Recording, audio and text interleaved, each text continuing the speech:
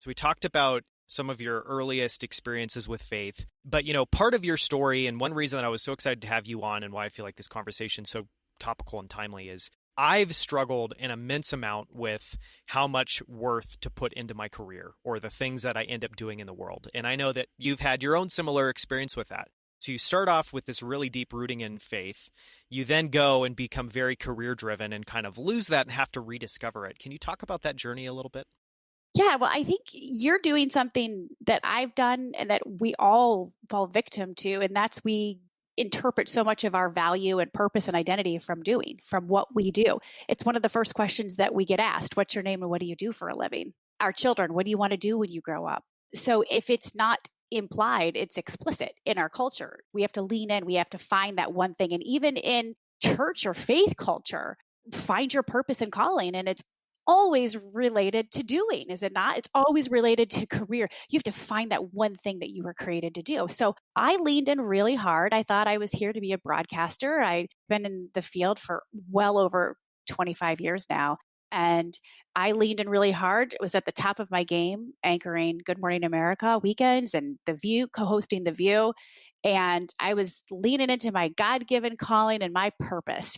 And then I burned out and I sensed that God wanted me to pause and to slow down and to pump the brakes a couple of years ago. And I thought, but wait, didn't you call me to do this? Isn't this the one thing I was supposed to do? So why would I pump the brakes now?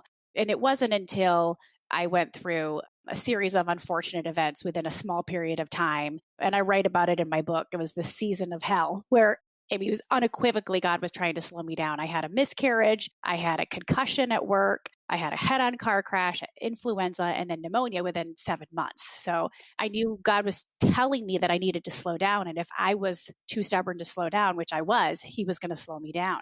And so at the height of my career, I decided to off-ramp for a little bit and to pump the brakes.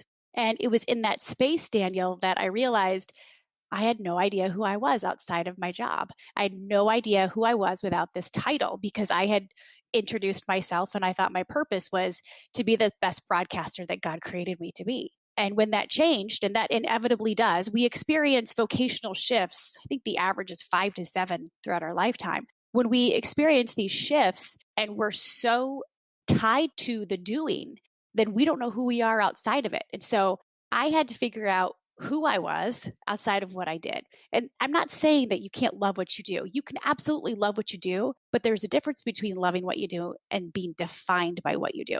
Do you know who you are outside of that? I thought I would. I thought I had maintained proudly and haughtily that I could step away and my job didn't define me. I'm defined by who I am, a child of God. But then when the rubber met the road and I stepped away, it wasn't enough just to be a Jesus follower or a wife or a mom. None of that really matters. Like, who am I? I'm not the co-host of The View. I'm not the anchor of Good Morning America anymore. What am I now? And it was as if those things didn't matter. So I went on this journey of trying to find out the parts of me that didn't shift and shake in a crisis, which ironically, I didn't realize the foresight. That's what's happening right now in this pandemic where things have changed so much for all of us. We've experienced loss, whether it's loss of loved ones, whether it's loss of job, loss of finances. Our bank account doesn't look the same. Predictability, optimism. Everything has changed. And so you realize when you place your significance in something that's inevitably going to shift, whether that is your job, whether that is relationship, whether it's bank account, whether it's status on Instagram, Twitter, when you place your significance in that and it shifts, you're going to have an existential identity crisis. You're going to have a crisis. When your purpose is tied into those things, you're not going to know who you are outside of them when they shift, and they will shift. So I went on this journey to find out who I am outside of what I did. For so long, I was Paula Faris, the anchor of Good Morning America and co-host of The View. And when that changed, who am I again? So I know who I am and I know why I'm here. I can love what I do, but that doesn't define me. And I realized in that phase of reflection and self-discovery that my worth wasn't work and that my value wasn't vocation and that my calling wasn't just career. And once I released myself from that, it was as if the shackles were off and I gave myself the permission. God gave me the permission to branch out and try new things, to take risks, to press into fear, things that he's put on my heart that maybe I didn't think I was qualified or capable of doing. Just because I'm a great broadcaster doesn't mean that God can't use those same skills that made me a decent broadcaster, the gifts of curiosity, the gifts of question asking, championing and challenging people all made me an effective broadcaster, but God can use those same gifts in different areas and in different seasons. I don't have to be one thing for the rest of my life. And I thought I did. And so it's freeing. It's as if the shackles are off.